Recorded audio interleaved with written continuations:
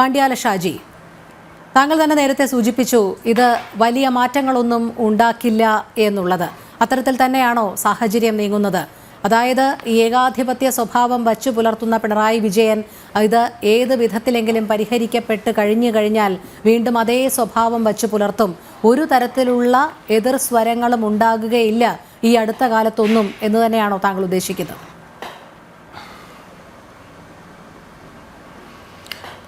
അതിൻ്റെ ഞാൻ ഒരു ഉദാഹരണം പറയാതെ കേൾത്ത്, ഈ ഇന്ത്യൻ ഭരണഘടന പ്രകാരം സത്യപ്രതിജ്ഞ ചെയ്ത അധികാരത്തിലേറ്റ ആളാണ് കേരളത്തിലെ മുഖ്യമന്ത്രി.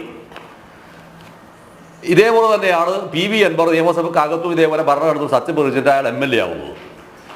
കേരളത്തിലെ മന്ത്രിസഭക്കകത്ത് മുഖ്യമന്ത്രിയുടെ ഓഫീസ് കേന്ദ്രീകരിച്ച് ഇത്തരത്തിലുള്ള ഗുരുതരമായിരിക്കുന്ന ആരോപണം ഒരു ഭാഗത്ത് അയാൾ ഉന്നയിച്ചു. രണ്ടാമത് അയാൾ ഉന്നയിച്ചിരിക്കുന്ന വളരെ പ്രധാനപ്പെട്ട വിഷയം എന്താ പറഞ്ഞാൽ മുഖ്യമന്ത്രിയുടെ ഓഫീസും മുഖ്യമന്ത്രി AGP കേന്ദ്രീകരിച്ച് ഫോൺ ചോർത്തുന്നു എന്ന് പറയുന്ന അതിഗുരുതരമായിരിക്കുന്ന ആരോപണം ഉന്നയിച്ചു. ഈ ഇത്രയും സുപ്രധാനമായ ആരോപണം ഉന്നയിച്ചിട്ട് ഒന്ന് വിളിച്ച് ചോദ്യം ചെയ്യാൻ പോലും ഉത്തരവിടാതിരിക്കുന്ന ഒരു മുഖ്യമന്ത്രി ഇയാളെ പോലത്തെ ഒരു ഭീരു ലോകത്തിന് പറയുന്നുണ്ടോ? ഇയാളെപ്പോലത്തെ ഒരു ഭീരു ലോകത്തിന് പറയുന്നുണ്ടോ? ആരാണ് ഈ അൻവർ? ഏതോ കാട്ടുരാജാവായി നടക്കുന്ന ഒരാൾ, അയാൾക്ക് ഇങ്ങനെ വായി തോന്നിയത് മുഴുവൻ തന്നെ വിളിച്ചു പറയാനും ഇതിലെല്ലാം വിളിച്ചു പറയുമ്പോൾ അത് നിലക്ക് നിർത്താനും അത് എന്താണെന്ന് ചോദ്യം ചോദിക്കാൻ കഴിയാതിരിക്കുന്ന ഒരു മുഖ്യത്ര നിസ്സഹായനാണ്. ഈ നിസ്സഹായ അവസ്ഥ എന്ന് പറയുന്നത് എന്തിന്റെ മേലെയാണ്? സാമ്പത്തികമായ വ്യവഹാരക്രമത്തിന്റെ, സ്വർണ്ണ കച്ചവടത്തിന്റെ, കൂട്ടിക്കൊടുപ്പുകളുടെ, വ്യഭിചാരങ്ങളുടെ എന്തെല്ലാം തരത്തിലുണ്ടായിരിക്കുന്ന കോംപ്രമൈസുകളാണ് വാസ്തവത്തിൽ ഇത്. ഇത്രയും ഒരു സംഭവം ഉണ്ടാകുമ്പോൾ ഒരു കാര്യം ചെയ്യാൻ കഴിയാതെ പോയിരിക്കുന്ന ഒരു മുഖ്യമന്ത്രി, ഒരു ഭരണ സംവിധാനം. ഈ സംവിധാനത്തിൽ നിങ്ങൾ കേരളത്തിൽ ആർക്കാണ് സുരക്ഷ? ഈ സുരക്ഷയില്ലാത്തതിന്റെ ഉദാഹരണവും കൂടിയാണ് PV അൻവർ ചോദിച്ച ചോദ്യം. എന്താണ് ആവശ്യപ്പെട്ടത്? എനിക്ക് തോക്ക് വേണമെന്നാണ് പറഞ്ഞത്. എനിക്ക് തോക്ക് വേണമെന്ന് പറഞ്ഞ അർത്ഥം എന്താണ്? രണ്ടർത്ഥത്തിൽ വ്യാഖ്യാനിക്കാം. മിസ്റ്റർ വിജയനുമായി ബന്ധമുള്ള ആളുകൾ ഇയാളെ ഗണ്ഡം ചെയ്യാൻ തീരുമാനിച്ചിരിക്കുന്നുവെന്നും അത് പ്രതിരോധിക്കാനുള്ള തോക്ക് ഞാൻ അതേ മിനിസ്ട്രിയുള്ള സ്ഥലത്ത് തന്നെ ഞാൻ വാങ്ങുന്നു എന്ന് പറയുന്ന മറ്റൊരു രാഷ്ട്രീയം ഉണ്ടതിനകത്ത്. ഇത്ര വിചിത്രമായിരിക്കുന്ന വാദമുഖങ്ങൾ ഉണ്ടായിട്ട് പോലും ഒരു അക്ഷരം ഉരിയാടാതിരിക്കുന്ന മുഖ്യമന്ത്രി, ഒരു അക്ഷരം ഉരിയാടാതിരിക്കുന്ന ക്യാബിനറ്റ്.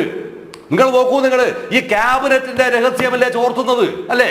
ക്യാബിനറ്റ് രഹസ്യം ചോർത്തി കഴിഞ്ഞാൽ ക്യാബിനറ്റ് എന്തിനാണ് ഈ ക്യാബിനറ്റ്? പിന്നെ ഈ മുഖ്യമന്ത്രിയുമായി ബന്ധമുള്ള ആളുകളുടെ കിച്ചൺ ക്യാബിനറ്റ് ആണോ കേരളത്തിലെ കാര്യങ്ങൾ തീരുമാനിക്കുന്നത്? ഇവർ നടന്നിരിക്കുന്ന വ്യവഹാരങ്ങൾ മുഴുവൻ എന്താണ് ശരിക്ക്?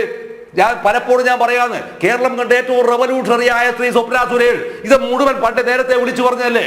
അല്ലേ? എന്തെങ്കിലും നടപടി കേരളത്തിലുണ്ട്? എന്തെങ്കിലും നടപടി ഉണ്ടായോ? ഒരു നടപടി ഉണ്ടായില്ല. അപ്പൊ ഇതിനർത്ഥം എന്താണ്? ഉത്തരേന്ത്യയിൽ നമ്മൾ പറയുന്ന ധൻബാദ് മാഫിയ പോലുള്ള ഏറ്റവും മാരകമായ മാഫിയാണ് വാസ്തവത്തിൽ കേരളം ഭരിക്കുന്നത്. ഇങ്ങനെ ഭരിക്കുന്ന ഒരു സംവിധാനത്തിനകത്ത് അധികാരത്തിനകത്തേക്ക് കയറാനുള്ളതിനേക്കാൾ പ്രധാനം പാർട്ടിക്കകത്ത് നിന്ന് എന്താ പറയാ ഒഴിവാക്കപ്പെടാവുന്ന അവസ്ഥയെ പ്രതിരോധിക്കാനുള്ള യുദ്ധമാണ് നടത്തുന്നത്.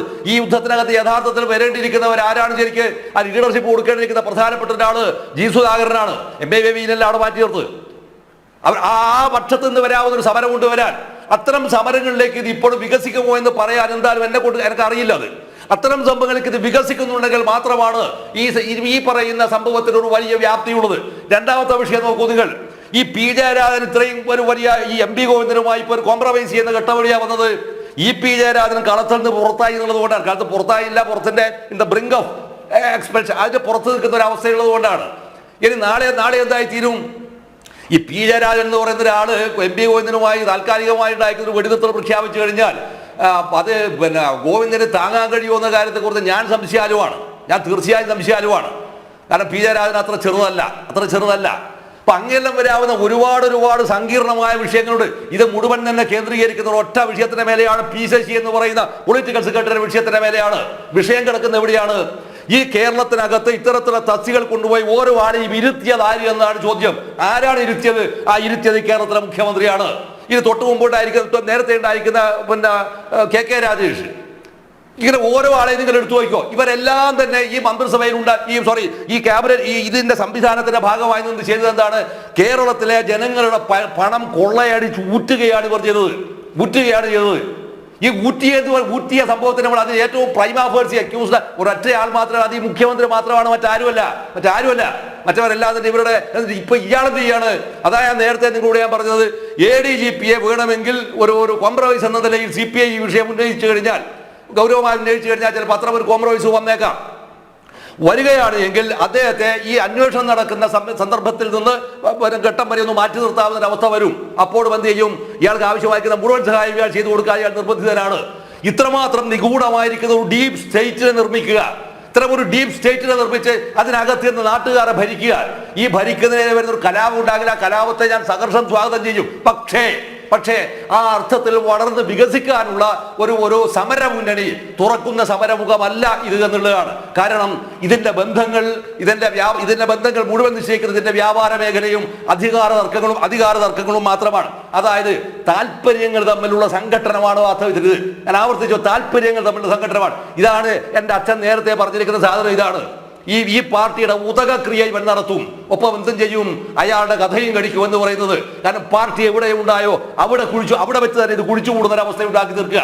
ഇത്തരം ഒരു അവസ്ഥ ഉണ്ടാകുമ്പോൾ ഞാൻ വീണ്ടും ആവർത്തിക്കുകയാണ്, സെൻട്രൽ കമ്മിറ്റിയിലേക്ക് പോകുന്ന ആളുകളുടെ എണ്ണം ഇനി ആരാണ് വരിക എന്നുള്ള ഒരാൾക്കും അറിയില്ല, നിശ്ചയമില്ല. ഇതിലുണ്ടാക്കുന്ന മിക്കവാറും ആളുകൾ ഒഴിവാകുകയാണ്. എല്ലാവരും പ്രായാധിക്യക്കാരൻ ഒഴിവാകും. പോളിബൂറോയിലേക്ക് ഒരാൾ വരുന്നത് ആരാണ്? ഇയാൾ വളർത്തിക്കൊണ്ടുവന്നിരിക്കുന്ന ഉറുപ്പൊക്കെ കൊള്ളാതിരിക്കുന്ന കക്ഷികളുണ്ട്. ഇവരെല്ലാമാണ് ഈ പാർട്ടിയുടെ ഉന്നതങ്ങളായ ബോഡിയിലേക്ക് നാളെ പ്രൊമോട്ട് ചെയ്യപ്പെട്ടെടുക്കുക. ഇതെന്തിനാണ് എത്തിക്കുന്നതാണ് പിന്നെ ചോദ്യം. മൂന്നാമത്തെ പോയിന്റ് അതാണെന്നത്. അത് ഇയാളുടെ പേരിൽ യഥേഷ്ടം കേസുകൾ നടക്കുകയല്ലേ, ജീവിതാന്ത്യം വരെയും അതിനുശേഷമൊക്കെ നടക്കാവുന്ന കേസുകളാണ്. ഈ കേസുകൾ നാളെ ആർ ഹാൻഡിൽ ചെയ്യുമെന്നുള്ളതാണ് വിഷയം. ഇവിടെയാണ് ഇയാൾക്ക് ഈ പവർ ഇയാൾ കൈയൊഴിയാതിരിക്കുന്ന ഘടകമാടെയാണ്. ഇയാൾ നാളെയോ മറ്റന്നാളോ വല്ല മുഖ്യമന്ത്രി സ്ഥാനത്ത് പറഞ്ഞാൽ അടുത്ത തെരഞ്ഞെടുപ്പിന് ശേഷമോ വേറെ എന്തെങ്കിലും സാധ്യതയുടെ അടിസ്ഥാനത്ത് മറ്റൊരു സംവിധാനം ഉണ്ടാവുകയാണെങ്കിൽ എൻ്റെ കേസുകൾ സംരക്ഷിക്കാനുള്ള ഒരാളെ ആർക്ക് വേണം? ഇവിടെ വേണം. ഈ വേണമെന്നുണ്ടാക്കില്ല. അതിന് ആര് വേണം? അതിന് പി ശശിയേക്കാൾ യോഗ്യൻ മറ്റൊരാളുമില്ല. അങ്ങനെ വരുമ്പോൾ അതിനകത്ത് മരുമകനേക്കാൾ എഫിഷ്യന്റ് ആരാണ്? പി ശശിയാണ് എന്നാണ് ഇദ്ദേഹം കണക്കൂട്ടിയിട്ടെന്നാണ് എൻ്റെ വ്യക്തിപരമായ അഭിപ്രായം. അങ്ങനെ വരുമ്പോൾ അദ്ദേഹത്തിന് പി ശശിയെ കൈയൊഴിയുക അത്ര എളുപ്പത്തിൽ സാധ്യമാവില്ല. പക്ഷേ പി ശശിയെ കണ്ണൂർ പാർട്ടിയിൽ നിന്ന് പുറന്തള്ളിക്കുന്നതിൽ നിർണായക പങ്ക് വഹിച്ചിരിക്കുന്ന പി ജയരാജന് നിശ്ചയമായും പി ശശിയെ സാക്ക് ചെയ്യണമെന്നുള്ള ഒരു കഠിനമായ വ്രതത്തിലാണ്. ഈ കഠിനമായ വ്രതത്തിന്റെ ആവശ്യവും കൂടിയാണ് PV അൻവറിലൂടെ ഇപ്പൊ പുറത്തേക്ക് വന്നിട്ടുള്ളത്. അതുകൊണ്ട് തന്നെ ഇതൊരിക്കലും തന്നെ ഗൗരവതരമായിരിക്കുന്ന ഒരു രാഷ്ട്രീയത്തെ അഡ്രസ് ചെയ്തു വരുന്ന ഒരു സമരത്തിന്റെ രൂപമല്ല. അതിനാൽ തന്നെ ഇത് വളരാനും വികസിക്കാനുമുള്ള സാധ്യതകൾ മറ്റർത്ഥത്തിൽ എന്താണ് അതിനെ ആഭ്യന്തരമായി തന്നെ അതിനെ ദുർബലപ്പെടുത്തുമെന്നാണ് എൻ്റെ ഖണ്ഡിതമായിരിക്കുന്ന അഭിപ്രായം. വേണം